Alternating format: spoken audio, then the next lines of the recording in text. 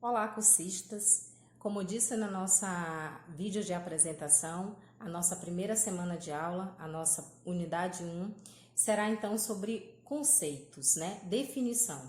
Então, neste momento, nós vamos começar a discutir e aprender sobre o que é então deficiência múltipla e surdo-cegueira. Então, diante disso, eu trouxe um material, que é um material atualizado, que está disponibilizado através da nossa bibliografia básica, que vocês terão acesso. Então, é um material que faz essa discussão. Então, o primeiro, inclusive, é esse aqui, que é o material do Bosco. É um livro que é chamado Surdo-Cegueira e Deficiência Múltipla. Fora feito pelo Ministério da Educação através da Universidade Federal do Ceará. Então, sobre a definição, nós vamos começar primeiro pela definição de surdo-cegueira e depois pela definição de deficiência múltipla e depois saber, inclusive, como é então que a gente deve intervir, como é esse processo, quais são as necessidades específicas para essas duas deficiências que nós vamos discutir. Então, o primeiro conceito que é colocado, tem esse material que é muito importante, que é o material do Instituto Benjamin Constant, que está disponível para vocês através do link que eu vou colocar, inclusive por conta da nossa atividade, que será embasada nesses textos. Então, ele já traz o conceito do que é, então, surdo-cegueira. Então, ele coloca como uma deficiência única. Inclusive, a gente vai discutir depois na perspectiva do Lagatti, quando ele coloca uma condição. Então, ele diz assim, é uma deficiência singular que apresenta perdas auditivas e visuais concomitantemente. Então, isso é muito importante para que a gente possa começar a dominar esse conceito. Então, e é claro, né, isso acontece em diferentes graus e é exatamente por isso também que existe o impacto, o efeito disso em diferentes áreas, por exemplo, da comunicação, da linguagem e do desenvolvimento de algumas habilidades.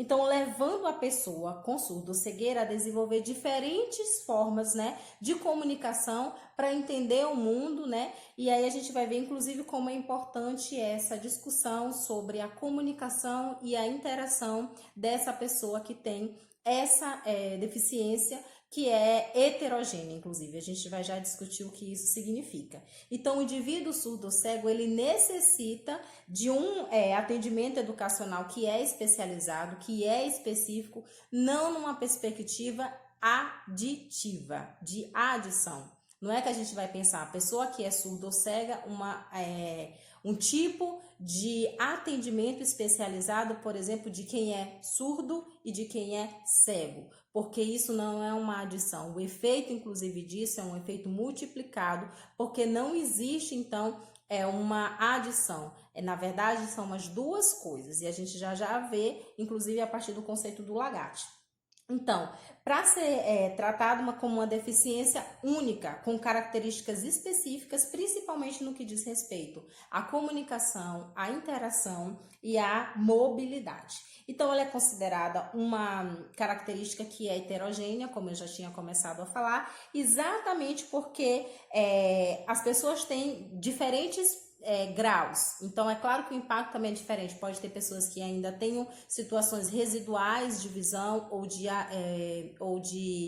auditiva, e é claro que a gente precisa observar isso. Então, ela pode ser considerada, inclusive, em dois núcleos, né? Em duas perspectivas. Inclusive, a perspectiva do McInnes, ele diz que né? Ou ela é congênita, ou ela é adquirida. E aí ele faz uma diferença, inclusive, disso, fazendo uma caracterização a partir de 4 perspectivas. Mas vamos com calma, primeiro a gente vai entender a definição, depois a gente vai tentar colocar essa caracterização.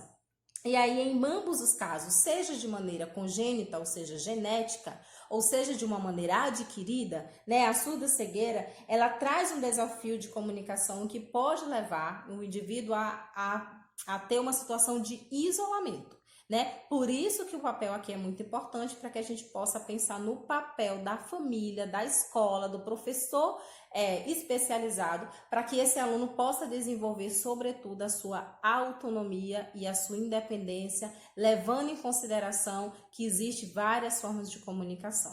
Então, por exemplo, de acordo com o Lagatti, na verdade, a gente precisa pensar na própria etimologia da palavra.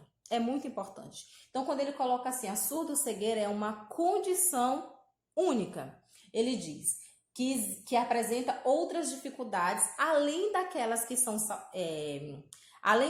dificuldades que a gente observa daqueles que são que tem uma deficiência visual ou que tem uma deficiência auditiva. É para além disso. Então, ele diz assim, o termo, quando ele vem com o if, né, o termo ifemizado, ele diz respeito a uma situação, portanto, uma abordagem. O termo, como nós estamos utilizando aqui, diz respeito a uma outra situação que é sem esse hífen. Então, ele coloca, o termo ifemizado, ele indica uma condição somatória, aditiva. Então, aí seria pensar, somar uma situação de deficiência visual e uma situação de deficiência auditiva. E aí, então, seriam essas dificuldades causadas, consequentemente, pela surdez e pela cegueira. Já no que diz respeito ao que nós estamos discutindo aqui, sem o hífen, então, surdo-cegueira é então visto como uma deficiência que tem uma condição única. E aí, nessa perspectiva, existe uma diferença porque o impacto, né? O impacto causado por essa deficiência, a perda é dupla e ela é multiplicada e não aditiva. E aí, então, como eu falei para vocês, existe muitos autores que vão fazer uma discussão dessa deficiência por ela ser única e ser heterogênea, que ela também precisa ser discutida em seus termos. Então, o McInnes, ele vai dizer que é possível, né, subdividir em 4 características. Ele diz que existem indivíduos que eram cegos e se tornaram surdos, indivíduos que eram surdos e se tornaram cegos, indivíduos que se tornaram surdos-cegos e indivíduos que nasceram ou adquiriram a surdo-cegueira. Inclusive, a gente precisa discutir principalmente esse tipo de indivíduo, de acordo com essa conceituação, exatamente para a gente pensar que o impacto é diferente. Então, ele coloca, né, a surdo-cegueira congênita ou que adquiriram, ela tem, né, na verdade, acaba trazendo situações diferentes no que diz respeito a, por exemplo, quando é associada a deficiências físicas, a deficiências intelectuais, os impactos que isso pode causar. Então, estas 4 categorias, né, segundo o McInnes, então pode ser considerado, então, uma surdos-cegos congênitos ou surdos-cegos adquiridos. E aí, dependendo, né, desse tipo de caracterização da surdo-cegueira, então pode ser classificado do que eles chamam de pré-linguísticos e pós-linguísticos. Por que isso é importante discutir? Porque esse impacto entre aqueles que são pré-linguísticos e pós-linguísticos define, inclusive, qual é o tipo de relação que deve ser feito pela família e pela escola. Então, ele vai dizer que existe, na verdade, indivíduos que têm uma maior dificuldade, né, em observar, em se comunicar, em compreender e imitar esses comportamentos familiares. Porque a gente vai pensar, então, como é que a gente aprende, como é que é o nosso processo de socialização na sociedade.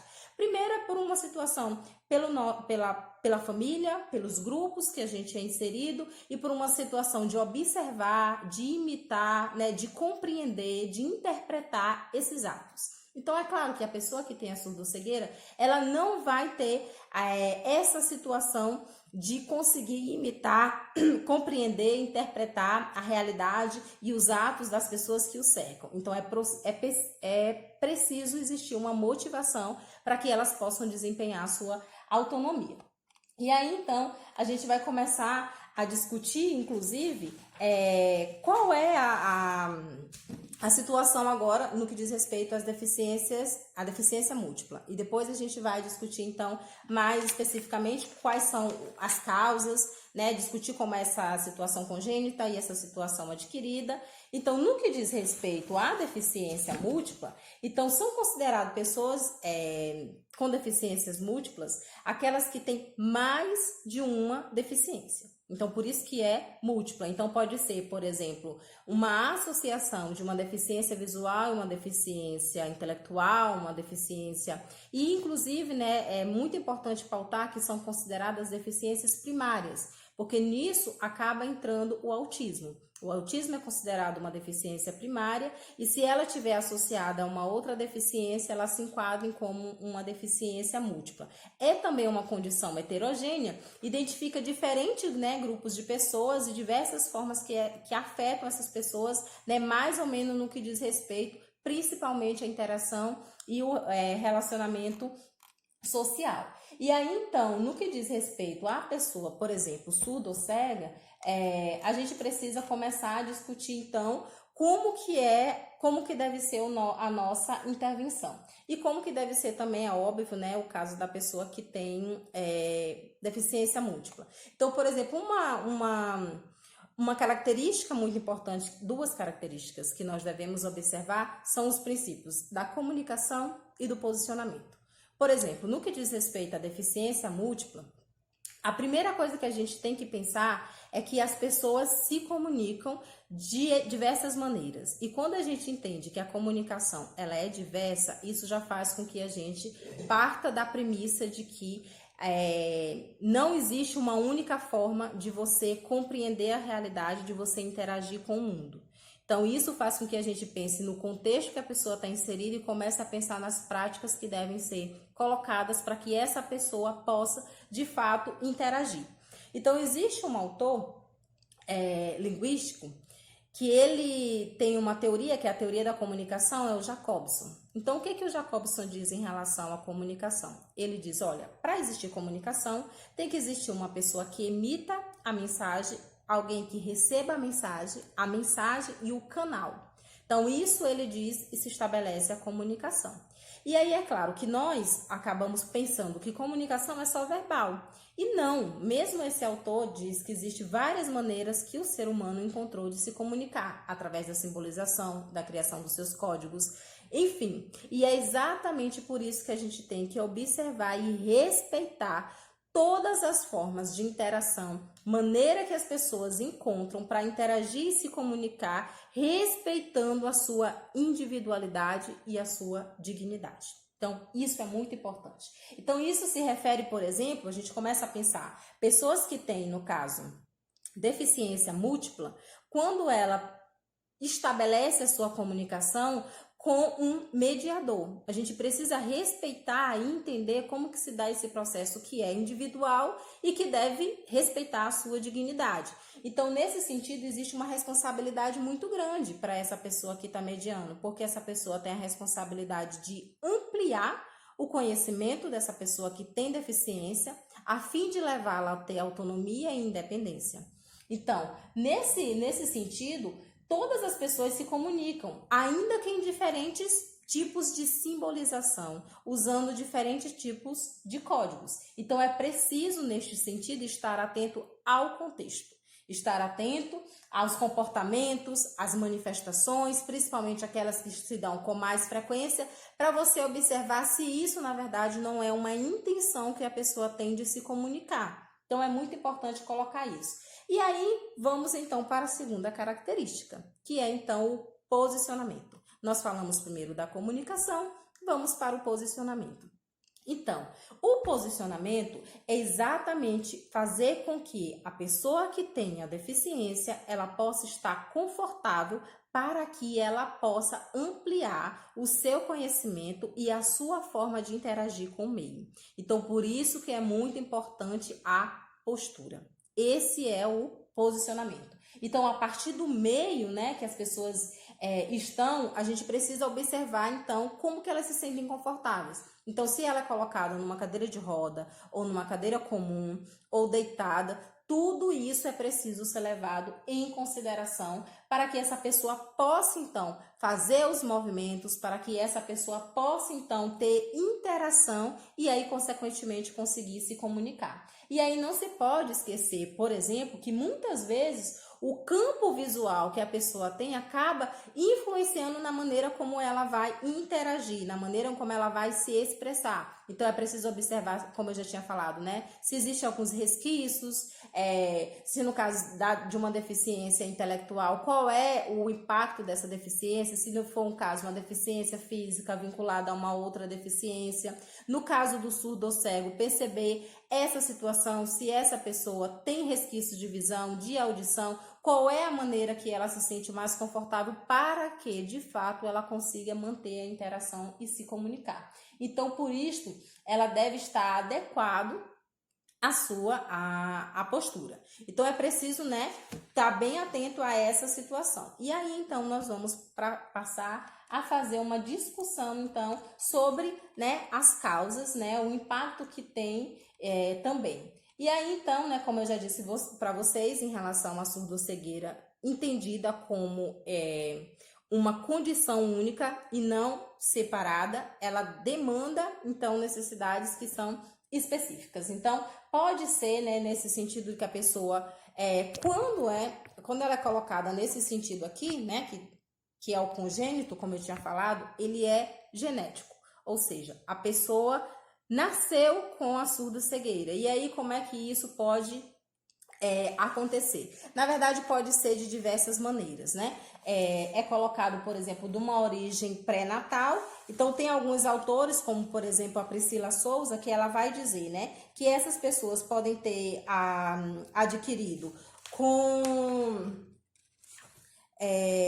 em relação a doenças, a situações pré-natais, a situações perinatais e as situações pós-natais. E aí, quando eu estava falando em relação à situação pré-natal, ela vai dizer que pode ser uma microcefalia, a má formação, a situação adquirida em relação a doenças sexualmente transmissíveis, como, por exemplo, herpes e sífilis, a AIDS, né? Pode ser uma má formação em relação ao uso de drogas, de álcool. Pode ser em razão, enfim, de rubéola congênita, enfim, né? Existem várias situações. E ainda existem situações, né, que pode acontecer, as situações que ela coloca pós-natais, não, que são efeitos colaterais. Pode ser um efeito colateral que tenha feito uma pessoa a desenvolver esse tipo de deficiência, como, por exemplo, quando a pessoa faz tratamento em relação a antibióticos, a terapia, isso faz com que a pessoa pode vir a desenvolver isso. E aí, no caso das situações ainda de acidentes e de outras doenças, como, por exemplo, o sarampo, como a meningite, isso pode fazer também com que a pessoa possa ter diabetes e etc. Então, pode ser acrescentada outras causas, né? Como eu já tinha colocado, acidentes, traumatismos, intoxicação química, etc. E aí, é claro, né, que essa situação se dá, por exemplo, também em razão a lesões neonatais, pode vir a acontecer, e essas situações adquiridas, como eu já disse, pode ser um acidente, um traumatismo, essa é uma situação. E aí, é claro que isso demanda uma especificidade, né? A gente vai ver como é que isso se dá em relação a essas especificidades. E aí, por exemplo, uma das metodologias, que inclusive a gente vai discutir melhor na segunda semana, né? Porque nessa primeira semana, como eu tô colocando para vocês, é mais para que a gente possa entender os conceitos, por exemplo, a técnica da mão sobre mão e mão sobre mão. Então, o que seria a mão sobre mão? Então, como o próprio termo coloca, né? Mão sobre mão. É aquele mediador, no caso pode ser um professor especializado, coloca a mão sobre a mão da pessoa que tem a surdocegueira, por exemplo, e vai controlar essa situação para que essa pessoa, então, possa começar a desenvolver a sua coordenação motora, conseguir perceber a realidade que ela está. Esse é um método. O outro, por exemplo, é a mão sob mão. Aí a mão sob mão, na verdade, é a mão dessa pessoa vai estar embaixo da mão da pessoa que tem a surdocegueira e aí, no caso, ela não controla, né? É a pessoa que tem a surdocegueira que vai mostrando o caminho e essa movimentação.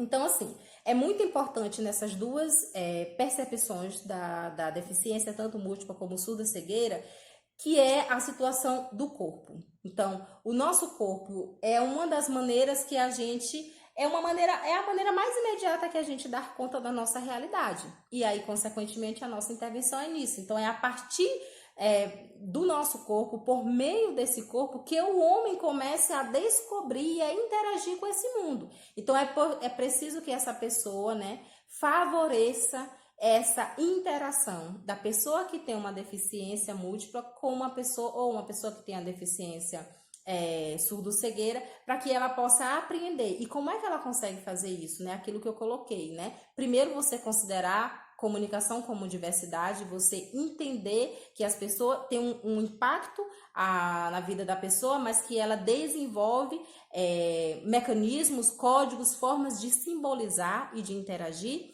E o outro que é o posicionamento, que nesse sentido, é você proporcionar, a pessoa tem que proporcionar, né, aquele que vai mediar, principalmente o professor especializado, a harmonização desses movimentos dessa pessoa no sentido, né, de dar a sua verticalidade e o equilíbrio da postura, articulando sempre a harmonização dos seus movimentos com autonomia, né, colocando então essa situação de independência. E aí, como eu falei para vocês, para a gente finalizar, no caso da deficiência múltipla, né, como é que ela pode ser causada, né? Da mesma maneira como eu tinha colocado em relação à deficiência de surdo-cegueira, então pode ser em razão de doenças infecciosas, pode ser em razão da má formação congênita, pode ser em relação, inclusive, a casamentos consanguíneos. Então, existe essa situação, ou ainda de acidentes. Mas o mais importante é que a gente possa, então, entender que, primeiro, a situação de deficiência múltipla é mais de uma deficiência e, consequentemente, você precisa observar o impacto que essa associação de deficiências tem na vida da pessoa para que você possa, então, ter uma metodologia adequada. E da surdo-cegueira, pensá-la na perspectiva como uma condição única e não pensar, eu tenho que intervir porque existe uma surdez e existe uma deficiência auditiva. Não, é uma deficiência única, portanto, a abordagem tem que ser uma abordagem única. Então, eu espero que vocês tenham um bom aproveitamento e, inclusive, em relação ao filme, né? O filme não trata, já colocando em relação às nossas atividades, né? Vocês vão fazer um fórum e o fórum diz respeito ao filme, mas é claro que vocês vão estar sempre dialogando com aquilo que for discutido aqui pela nossa videoaula, mas também com com o nosso material bibliográfico, até porque a proposta da nossa atividade diz respeito a esse material bibliográfico. Então, o filme, que está disponível na Netflix, se chama Fórmula da Água, ele não traz especificamente a deficiência, por exemplo, a surdo-cegueira ou deficiência múltipla, mas traz uma situação de uma pessoa que tem uma deficiência auditiva e o impacto dessa deficiência na vida dela, como, por exemplo, na estima, na vulnerabilidade em que ela é colocada no trabalho, por exemplo, na vulnerabilidade em relação ao assédio. Isso se dá por quê? Exatamente por não se considerar a comunicação. Ela desenvolveu o seu sistema simbólico de interagir, de se comunicar, e isso não é considerado, e isso acaba impactando a vida dela. Então, o que é que isso tem a ver com a nossa disciplina? Eu quero que vocês pensem esse impacto que tem na vida dela e como que a gente pode, então, pensar esses conceitos que foram ditos aqui e como que pode, então, ser a nossa atuação. Até porque na segunda semana a gente já vai estar discutindo um pré-projeto para que a gente possa pensar como que a gente intervém nesses casos da deficiência múltipla e da surdo-cegueira. Tenham todos um bom trabalho, bom estudo e até a nossa próxima videoaula.